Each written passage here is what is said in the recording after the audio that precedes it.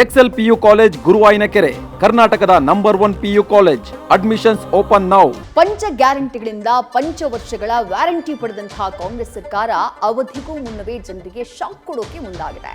ಉಚಿತ ಭಾಗ್ಯಗಳನ್ನ ಕೊಟ್ಟು ನುಡಿದಂತೆ ನಡೆದಿದ್ದೇವೆ ಅಂತ ಹೇಳಿದ್ದವರು ಈಗ 2 ಪ್ರಮುಖ ಗ್ಯಾರಂಟಿಗಳ ಪರಿಷ್ಕರಣೆಗೆ ಮುಂದಾಗಿದ್ದಾರೆ. ಖುದ್ದು ಡಿಸಿಎಂ ಡಿಕೆ ಶಿವಕುಮಾರ್ ಈ ಬಗ್ಗೆ ಮಾತನಾಡಿದ್ದಾರೆ.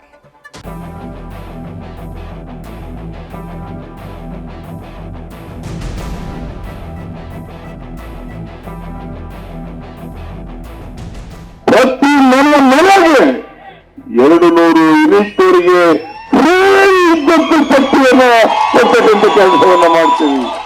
ಕಾಕಾ ಪಾಟೀಲ್ ನಿಂಗೂ ಫ್ರೀ, ಮಹದೇವಪ್ಪ ನಿಂಗೂ ಫ್ರೀ, ಹೀಗಂತ ಪಂಚ ಗ್ಯಾರಂಟಿಗಳ ಮೂಲಕ ರಾಜ್ಯದ ಗದ್ದುಗೆ ಹಿಡಿದ ಕಾಂಗ್ರೆಸ್ ಈಗಾಗಲೇ 3 ವರ್ಷ ಪೂರೈಸಿ 4ನೇ ವರ್ಷಕ್ಕೆ ಕಾಲಿಟ್ಟಿದೆ.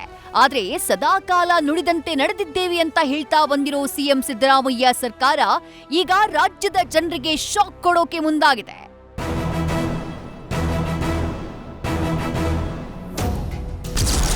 ಎರಡು ಗ್ಯಾರಂಟಿಗಳ ಪರಿಷ್ಕರಣೆಗೆ ಮುಂದಾದ ಸರ್ಕಾರ. ಗೃಹಲಕ್ಷ್ಮಿಯರಿಗೆ ಶಾಕ್ ಕೊಡುತ್ತಾ ರಾಜ್ಯ ಸರ್ಕಾರ. ಪಂಚ ಗ್ಯಾರಂಟಿಗಳನ್ನ ಕೊಟ್ಟ ಕಾಂಗ್ರೆಸ್ ಸರ್ಕಾರ ನುಡಿದಂತೆ ನಡೆದಿದೆ ಅಂತ ಹೇಳ್ತಾನೆ ಬಂದಿದೆ. ಸದ್ಯ ಇದೇ ಸರ್ಕಾರ 5 ಗ್ಯಾರಂಟಿಗಳ ಪೈಕಿ 2 ಯೋಜನೆಗಳ ಪರಿಷ್ಕರಣೆಗೆ ಮನಸ್ಸು ಮಾಡಿದೆ. ಅಕ್ರಮವಾಗಿ ಯೋಜನೆಗಳ ಲಾಭ ಪಡಿತಾ ಇರೋರ್ಗೆ ಕೊಟ್ಟು ಅರ್ಹರಿಗೆ ಮಾತ್ರ ಯೋಜನೆಯ ಲಾಭ ತಲುಪುವಂತೆ ಮಾಡೋಕೆ ಸರ್ಕಾರ ಮುಂದಾಗಿದೆ. ಈ ಬಗ್ಗೆ ವಿಶೇಷ ಸಭೆಯಲ್ಲಿ ಚರ್ಚಿಸಿ ಮಹತ್ವದ ನಿರ್ಧಾರವನ್ನ ತೆಗೆದುಕೊಳ್ಳಲಾಗಿದೆ. ಅದರಲ್ಲೂ ಮಹಿಳೆಯರಿಗೆ ಮಾಸಿಕ 2,000 ರೂಪಾಯಿ ನೀಡುವ ಗೃಹಲಕ್ಷ್ಮಿ ಹಾಗೂ ಉಚಿತ ವಿದ್ಯುತ್ ನೀಡುವ ಗೃಹಜ್ಯೋತಿ ಯೋಜನೆಗಳ ಫಲಾನುಭವಿಗಳ ಪಟ್ಟಿ ಪರಿಷ್ಕರಣೆಗೆ ಸರ್ಕಾರ ತೀರ್ಮಾನಿಸಿದೆ. 100 ಕೋಟಿ ದುರ್ಬಳಕೆಯಾಗ್ತಿದೆ ಎಂದ ಡಿಸಿಎಂ ಡಿಕೆಶಿ. ರಾಜ್ಯದಲ್ಲಿ ಬರೋಬ್ಬರಿ 1,20,00,000ಕ್ಕೂ ಅಧಿಕ ಗೃಹಲಕ್ಷ್ಮಿ ಫಲಾನುಭವಿಗಳಿದ್ದಾರೆ.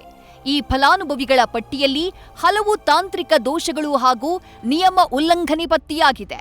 ಈ ಬಗ್ಗೆ ಬೆಂಗಳೂರಲ್ಲಿ ಖುದ್ದು ಮಾತನಾಡಿರುವ ಡಿಸಿಎಂ ಡಿಕೆಶಿ, ಸುಮಾರು 100 ಕೋಟಿ ಮಿಸ್ಯೂಸ್ ಆಗ್ತಾ ಇದೆ, ಸತ್ತವರಿಗೂ ಯೋಜನೆಯ ಹಣ ಹೋಗ್ತಿದೆ, ಅದಕ್ಕೆ ಸರಿಯಾದ ದಾಖಲೆ ಕೊಡಿ ಅಂತ ತಿಳಿಸಿದ್ದಾರೆ. ಗೃಹಲಕ್ಷ್ಮಿ ಯೋಜನೆಯಡಿ ನೋಂದಾಯಿಸಿಕೊಂಡ ಕೆಲ ಮಹಿಳೆಯರು ಮೃತಪಟ್ಟರೂ ಅವರ ಬ್ಯಾಂಕ್ ಖಾತೆಗೆ ಹಣ ಹೋಗ್ತಿದೆ. ಹೀಗಾಗಿ ಈ ಬಗ್ಗೆ ಪರಿಶೀಲನೆ ಮಾಡ್ತೀವಿ ಎಂದಿದ್ದಾರೆ. ಸುಮಾರು 100 ಕೋಟಿ ರೂಪಾಯಿ ಅಷ್ಟು ಯಾರು ಗ್ಯಾರಂಟಿ ತೆಗೆದುಕೊಳ್ತಾ ಇದ್ರು ಅವರು ಎಲ್ಲ ತೀರ್ಕೊಂಡಿದ್ದಾರೆ. ಆ ತೀರ್ಕೊಂಡಿದ್ದ ಸಂದರ್ಭದಲ್ಲಿ ಆ ದುಡ್ಡು ಬೇರೆಯವ್ರಿಗೆ ಹೋಗಿ ಮಿಸ್ಯೂಸ್ ಆಗ್ತಾ ಇದೆ, ಅದು ದಾಖಲೆ ಬಂದಿದೆ. ಎರಡನೇದು, ಆ ಟೈಮಲ್ಲಿ ನಾವು ಚೆಕ್ ಮಾಡೋದು, ಆ ಟೆಲಿಫೋನ್ ನಂಬರ್ಸ್ ಎಲ್ಲ ಯಾರ್ಯಾರೋ ಕೊಟ್ಬಿಟ್ಟಿದ್ದಾರೆ. ಸೊ ನಮಗೆ ಸರಿಯಾದ ಫಲಾನುಭವಿಗಳಿಗೆ ತಲುಪಿದ್ಯಾ, ತಲುಪ್ತಾ ಇಲ್ವಾ ಅನ್ನೋದು ಕೂಡ ನಮಗೆ ಮುಖ್ಯವಾದಂತ ವಿಚಾರ.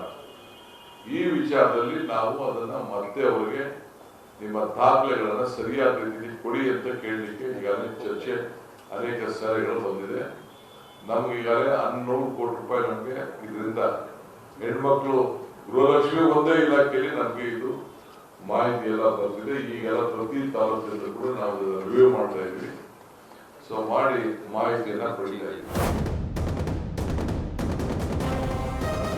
ಪಂಚ ಗ್ಯಾರಂಟಿಗಳಿಗಾಗಿಯೇ 50,000 ಕೋಟಿಗೂ ಅಧಿಕ ಹಣವನ್ನ ರಾಜ್ಯ ಸರ್ಕಾರ ಖರ್ಚು ಮಾಡ್ತಾ ಇದೆ.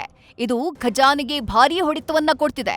ಅದರಲ್ಲೂ ತಾಂತ್ರಿಕ ದೋಷಗಳಿಂದಾಗಿ ಒಂದೇ ಮನೆಯಲ್ಲಿ ಗೃಹಲಕ್ಷ್ಮಿ ಯೋಜನೆಯಡಿ ಇಬ್ಬಿಬ್ರು ಮಹಿಳೆಯರು ತಲಾ 2,000 ರೂಪಾಯಿ ಪಡಿತಾ ಇರೋ ವಿಚಾರವೂ ಬೆಳಕಿಗೆ ಬಂದಿದೆ. ಶ್ರೀಮಂತರು ಯೋಜನೆಯ ಲಾಭ ಪಡಿತಾ ಇರೋದು ಗೊತ್ತಾಗಿದೆ. ಗೃಹಜ್ಯೋತಿ ಯೋಜನೆಯಲ್ಲೂ ಹಲವು ವ್ಯತ್ಯಾಸಗಳು ಕಂಡುಬಂದಿವೆ. ಇದೆಲ್ಲದರ ಕಾರಣದಿಂದ ಈ 2 ಯೋಜನೆಗಳ ಪರಿಷ್ಕರಣೆಗೆ ಸರ್ಕಾರ ಮುಂದಾಗಿದೆ. ಸರ್ಕಾರ ಪಾಪರ್ ಆಗಿದೆ, ಹಣ ಇಲ್ಲದಿದ್ದಕ್ಕೆ ಗ್ಯಾರಂಟಿಗಳಿಗೆ ಕತ್ತರಿ ಅಂತ ಅಶೋಕ್ ಕಿಡಿ. ಇನ್ನು ಗೃಹಲಕ್ಷ್ಮಿ ಗೃಹಜ್ಯೋತಿ ಗ್ಯಾರಂಟಿಗಳ ಪರಿಷ್ಕರಣೆ ವಿಚಾರಕ್ಕೆ ವಿಪಕ್ಷ ನಾಯಕ ಆರ್ ಅಶೋಕ್ ಗರಂ ಆಗಿದ್ದಾರೆ. ಸರ್ಕಾರ ಪಾಪರ್ ಆಗಿದೆ, ಗ್ಯಾರಂಟಿಗೆ ಕೊಡೋಕೆ ಹಣ ಇಲ್ಲದೆ ಇರುವುದಕ್ಕೆ ಗ್ಯಾರಂಟಿ ಸ್ಕೀಮ್ನ ಕಡಿಮೆ ಮಾಡ್ತಿದ್ದಾರೆ, ಅದಕ್ಕಾಗಿ ಈ ರೀತಿ ಸಬೂಬು ಹೇಳ್ತಿದ್ದಾರೆ ಅಂತ ಹೇಳಿ ತಿವಿದಿದ್ದಾರೆ. ನಿಮಗೆ ಕಾಲಕ್ಕೆ ಹಣ ಬಿಡುಗಡೆ ಮಾಡೋಕ್ಕೆ ಫೈನಾನ್ಸ್ ಡಿಪಾರ್ಟ್ಮೆಂಟ್ಗೆ ಸಾಧ್ಯ ಆಗ್ತಾ ಇಲ್ಲ. ಆ ಹಣದ ಕೊರತೆಯನ್ನು ನೀಗಿಸೋಕ್ಕೋಸ್ಕರ ಈಗ ಯಾವ ಇದು ಮಹಿಳೆಯರಿಗೆ 2,000 ಕೊಡ್ತಾ ಇದ್ರಲ್ಲ, ಅದು 5,000 ಕೋಟಿ ಪೆಂಡಿಂಗ್ ಹಾಕಿದೆ. ಅದಕ್ಕೆ ಹಣ ಇಲ್ಲದೆ ಇವತ್ತು ರಾಜ್ಯ ಸರ್ಕಾರ ಎಲ್ಲದರ ಮೇಲೂ ಕಟ್ ಮಾಡ್ತಾ ಇದ್ದಾರೆ. ಒಟ್ಟಾರೆ ಸರ್ಕಾರ 2 ಗ್ಯಾರಂಟಿಗಳ ಪರಿಷ್ಕರಣೆಗೆ ಮುಂದಾಗಿದೆ. ಶೀಘ್ರದಲ್ಲೇ ತಾಂತ್ರಿಕ ಪರಿಶೀಲನೆ ಆರಂಭವಾಗುವ ಸಾಧ್ಯತೆ ಇದ್ದು, ಅನರ್ಹರನ್ನ ಪಟ್ಟಿಯಿಂದ ತೆಗೆಯೋಕೆ ಸರ್ಕಾರ ಸಜ್ಜಾಗಿದೆ. ಈ ಮೂಲಕ ಸರ್ಕಾರದ ಬೊಕ್ಕಸಕ್ಕೆ ಕೋಟ್ಯಂತರ ರೂಪಾಯಿ ಉಳಿತಾಯವಾಗಲಿದೆ. Harish Kakol, News First, Bengaluru. News First ನಿರ್ಭೀತಿಯಿಂದ ನಿಮ್ಮ ಪರವಾಗಿ.